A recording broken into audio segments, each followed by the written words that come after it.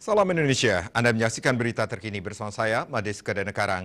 Kondisi ekonomi dunia masih dihadapkan pada banyak tantangan. Hal ini diakibatkan oleh masih berlangsungnya perang antara Ukraina dan Rusia yang berdampak pada koreksi pertumbuhan ekonomi dunia.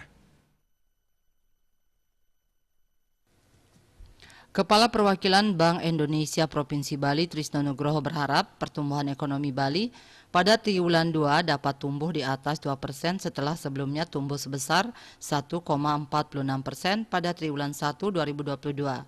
Sektor pariwisata yang masih menjadi penopang utama pertumbuhan ekonomi Bali diproyeksikan lebih baik pada 2022 dibandingkan tahun 2021 meskipun masih lebih rendah dibandingkan kondisi sebelum pandemi tahun 2019.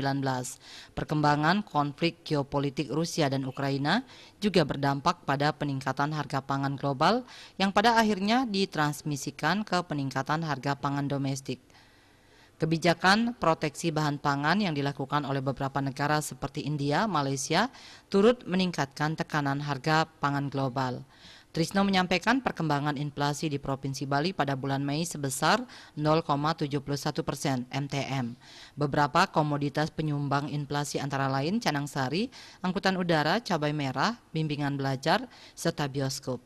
Kota Denpasar mengalami inflasi sebesar 0,73% MTM dengan komoditas penyumbang inflasi seperti canang sari, angkutan udara, bioskop, bimbingan belajar, serta sepeda motor.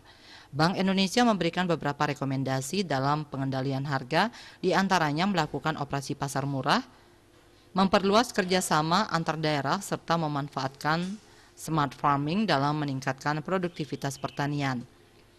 Dalam rangka pengendalian inflasi, Trisno juga berharap Perumda dapat berperan lebih jauh sebagai off-taker untuk komoditas pertanian tidak melulu dalam pengelolaan pasar.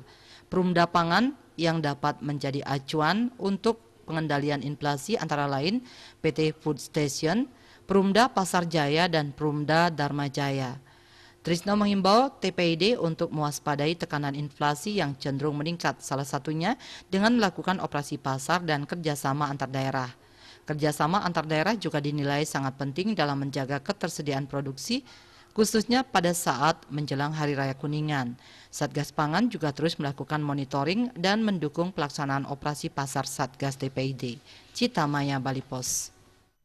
Berita terkini bersama Minyak Kapun Ganapati, Usada Bali, keluarga sehat. Update terus informasi Anda dengan subscribe dan like YouTube channel Bali TV @newsbalitv. Tetaplah bersama Bali TV. Salam Indonesia.